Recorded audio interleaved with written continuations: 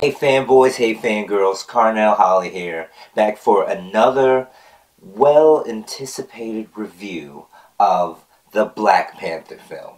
Now, this is shot the day after, because I went last night to see the movie, and I'm excited. I was excited in the movie theater. It got me jazzed up, especially the last fight scene, the last big battle. I so wanted to go to the gym because the gym was still open after leaving the movie theater. And I was just like, I want to get some gym time in, which I'm thinking I'm probably going to do a Black Panther themed exercise video on my channel. So, you see this and then you go to that and then from there back to here, vice versa. But the Black Panther, Wakanda forever. But needless to say, okay, alright, let me get my bearings. Alright, now I'm jazzed up. I'm gonna calm down. Alright, I'm jazzed up, as you can see.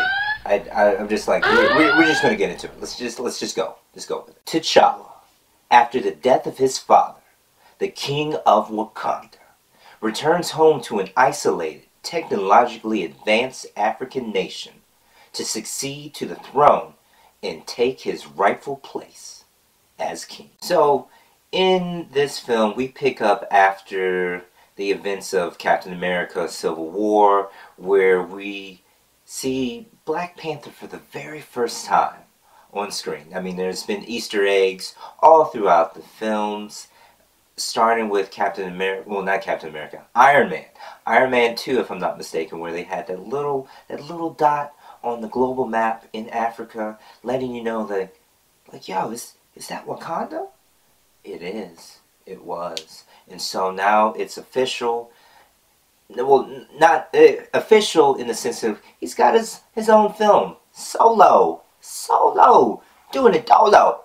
Now, the events of T'Challa's father getting killed by Zemo, in which, in the comics, just to let you know, in the comics, Claw was the one that killed T'Chaka and put him on the quest to, like, to assume the role and get revenge and this and that and be his rogue, one of his rogues in his gallery and whatnot. But the thing about, unlike Batman, because there's always that like comparison, Black Panther does indeed kill his enemies, and so it shouldn't have been a surprise that Claw got killed in this film, which I did not see that one coming. I saw it coming, but not necessarily so soon, because I'm like, well, they didn't kill Zemo. He put his vengeance aside from him killing his father and capturing him and all this and that. But Claw got killed. He got taken out.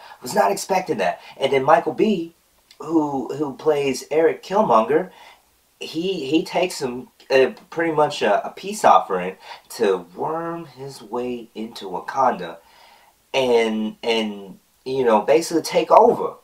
I'm like, he did what he was supposed to do. He went through the proper protocols. They're like, yo, if you bad enough to take out the Black Panther, then you earn the right to be the Black Panther. It's as simple as that. And it is so weird because I'm like man, the film, the cinematic universe for this character is like, liberties have been made, and it's not straight from the comics. None of it is always going to be straight from the comics. We get that. Not as many liberties as Fox Marvel, formerly Fox Marvel, who would just throw out the source material and just do their own thing. Now, it was nice, and I liked it. I liked their take on the fact that, like, another rogue, which is M'Baku, aka the Man-Ape Silverback. What? Because, like, when they came in there, like, like, oh, snap, son, it's about to get real. It's about to get real. And when she put them hands to him, I was like, yo, this is so hard. Because it was that ceremonial right of combat, because they have the tribes in which in the comics you're supposed to defeat the champions of each tribe along with the current Black Panther. In which I was like, I don't know if it's the I don't know off the top as far as in the comics. It's like, does the Black Panther still have his powers? But in the film, he does get depowered. He takes the herbal medicine that will take away his powers, but they still have the herbs. So like, you need to re-up, get them powers back. But you're able to strip the current Black Panther away from his powers to make it even, and that's right. That makes perfect sense. And everybody in the tribes are saying like, do you wish to do combat this day? And everybody's saying no, no, no, we will not do combat this day. But then again, you know what I'm saying, like the ape tribe, they coming up in there, they had their thing, because their view is that Wakanda, the Panther tribe, is getting away from tradition. It's just like yo, you too much into this technology thing, in which it's reminiscent of today's society, in which this newer generation, in which you're all into the video games and this and that, computers. Like, oh, let me text. Like, don't you talk to people? Do you not know how to socialize? You know, and I get that. It makes perfect sense. But at the same time, when you try to make things better, but not forget the old ways, it's just like, build on it. It doesn't have to be so Stone Age. You know, I'm just like, oh, make the hardships. But M'Baku, I'm getting off. M'Baku was like he. Oh my goodness! I was just like, oh, he put it to him, and he defeated him, and he didn't kill him. It was just like, instead of like in the comics, in which he's a bad guy. He was more so of a rival, and you know, making each other better. And I was like, that's hot. But you never know; he can possibly become his villainous self in the comics, right? Just like Nakia, who played by Lupita Nyong'o, in which Lupita, she plays Nakia, who is the ex-lover of T'Challa, and she's a spy. It seems to be along the lines of Black Widow type scenario, which is cool, is hot. And if you remember from my casting video a while back before the film came out, check that out after this, so you can see what I was saying about, like, oh, I feel like it's probably going to go this or that. In which, in the comics, Nakia is actually Dora Milaje. And they'll probably, I think they allude to it at the very end of the film, where it's like, I think I know a way that you can still do such and such. And so, like in the comics, she's a part of the Dora Milaje. And she tries to kill, I want to say Storm, but I do believe it is Monica Lynn. Monica Lynn, in case you don't know, she is one of the top lovers of T'Challa, which she almost got married to T'Challa. It's Storm and Monica Lynn. Monica Lynn was this singer and this and that, but she almost made it.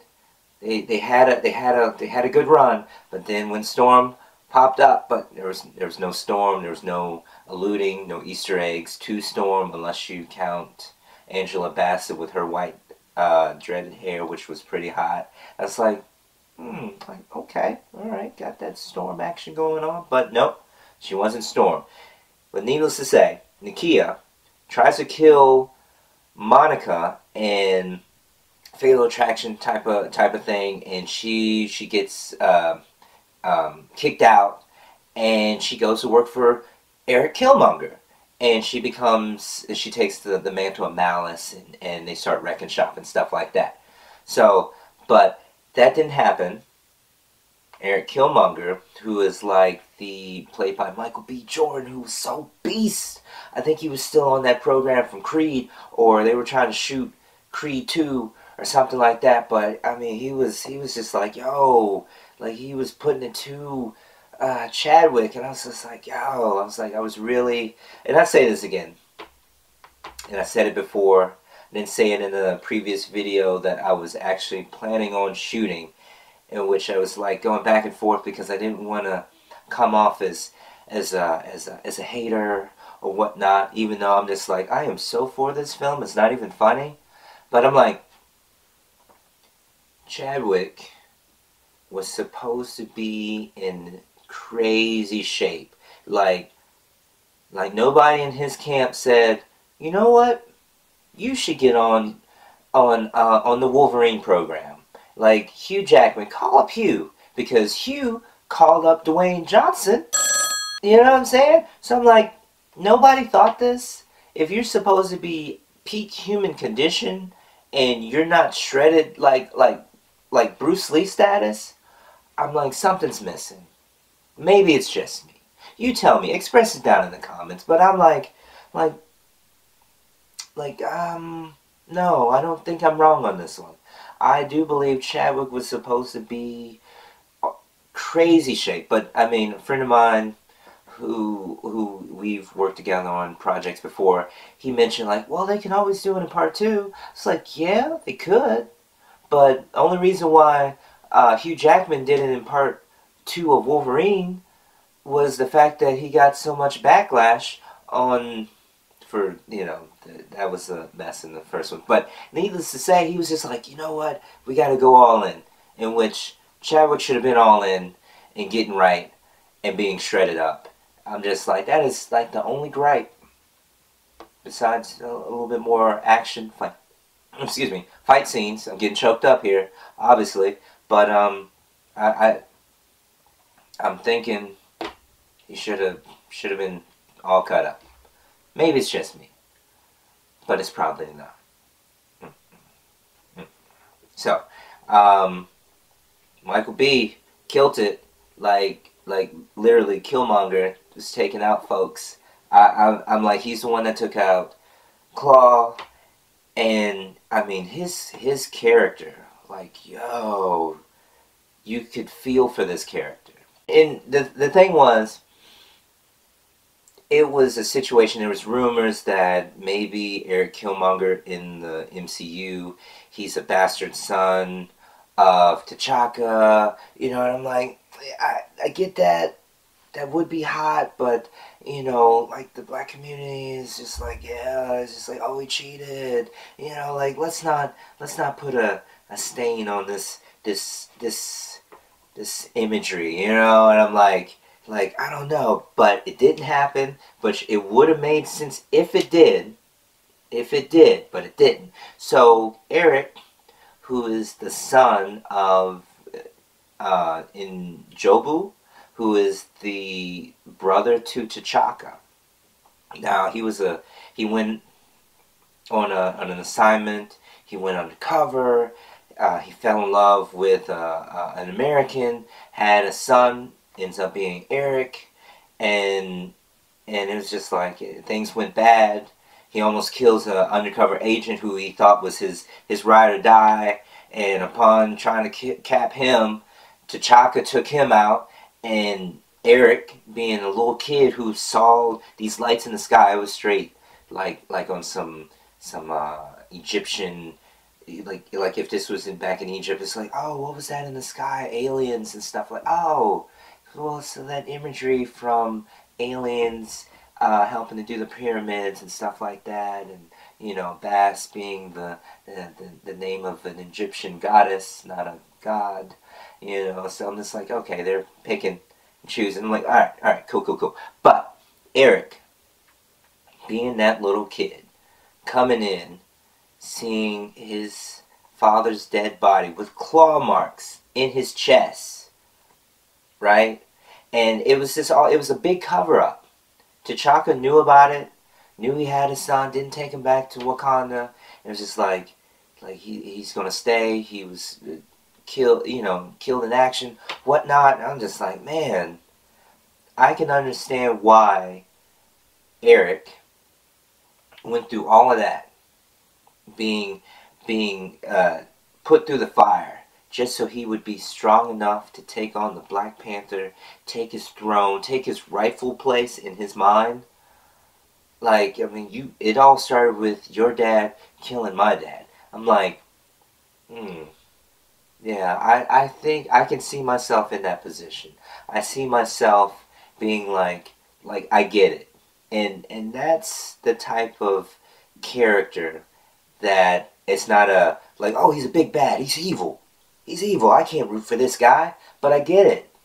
Like, I mean, he grew up on these dreams of seeing these sunsets, in which little Easter egg, because I said this in the theater. I was just like, okay, T'Challa is showing him the sunset right before Killmonger dies, and it was so reminiscent of Blade 2, when Blade was taking out his love interest. I can't remember her name, but it was just like, I would love to see the sunset, even though she's a vampire, and even though she will get turned into dust. And it was so emotional, and that scene where she burns up and seeing this beauty right before she dies, like, they cried. I didn't cry, but it was emotional. It was emotional. I was just like,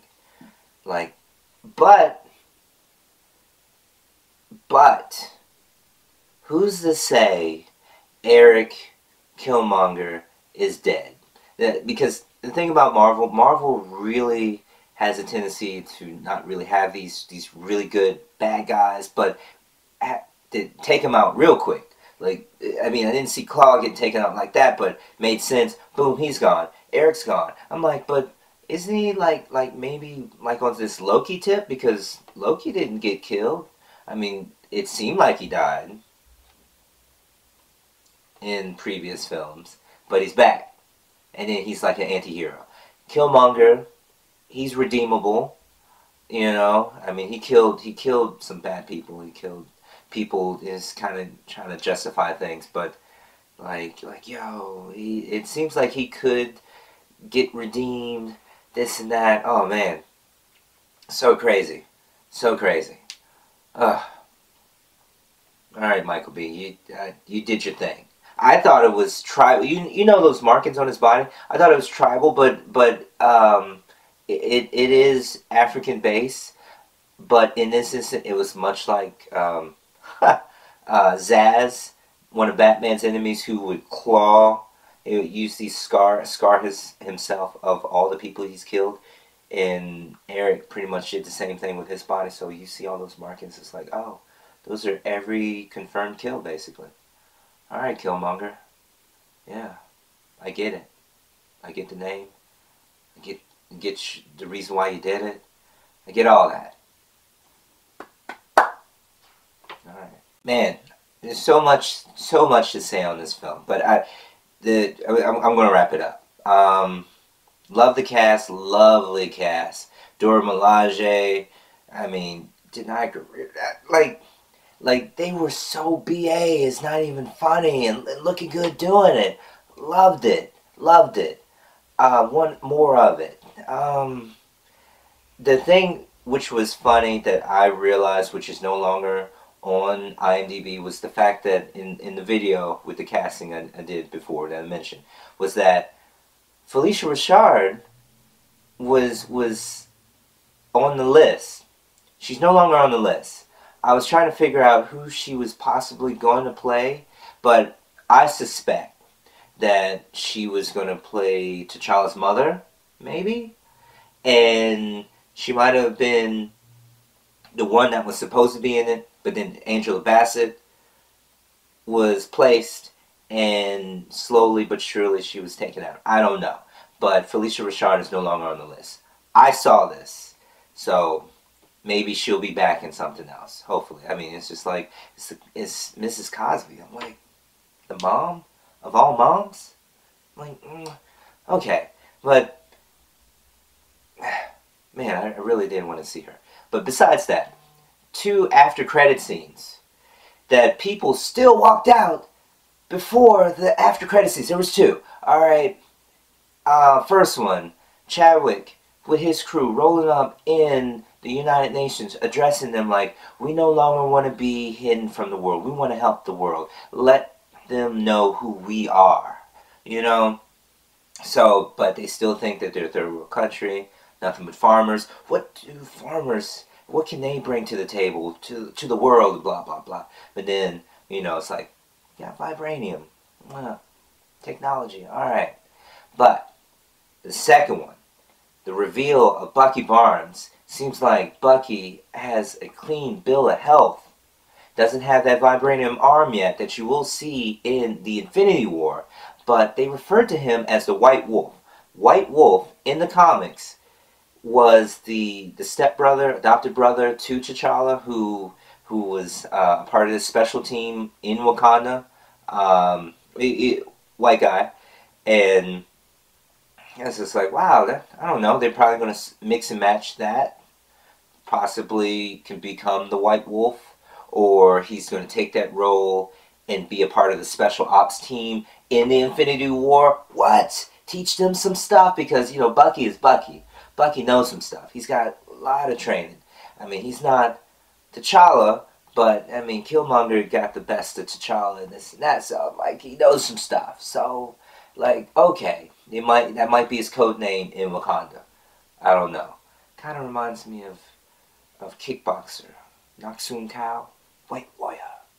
Naksun Kao! I don't know if you remember Kickboxer, Jean-Claude Van Damme, you know, that part. But, love the film. Definitely needed that. Can't wait to see more black heroes taking the spotlight. You know, diversity. It's all about diversity. And moving forward. You know, because this is like, I've worked with plenty of people who are their heroes who are non-black, have black heroes. Politician who was talking to me the other day, who's like, Obama's my hero. That's the reason why I got into politics, and he's Asian, you know. And me being black, who is a fan of Bruce Lee, you know, non-Asian, having Bruce Lee as a hero, you know, the world's turning, the world's getting closer. I love how this is going, and the way that they played this film. A lot undertones were said, pretty much to just to keep it going, and like yo, I mean, it is what it is. I mean, first black superhero for Marvel, you know, but in the cinematic universe, front and center, like we needed this. As a whole, we needed this. I'd love to hear what you thought of this film. Express it down in the comments. Share the video. Give it a like. You know what I'm saying? Help the channel grow. Because you already know that I'm a big fan of the Black Panther. But that's going to do it for me. Until then, Carnell Holley, a.k.a. Black Panther, a.k.a. Mad Dragon, signing off. Hey, don't forget to click that like button. If you haven't already subscribed to the channel, subscribe, click the bell for the latest notifications on videos, and if you're trying to reach me on social media, just Google Carnell Holley. I pop up.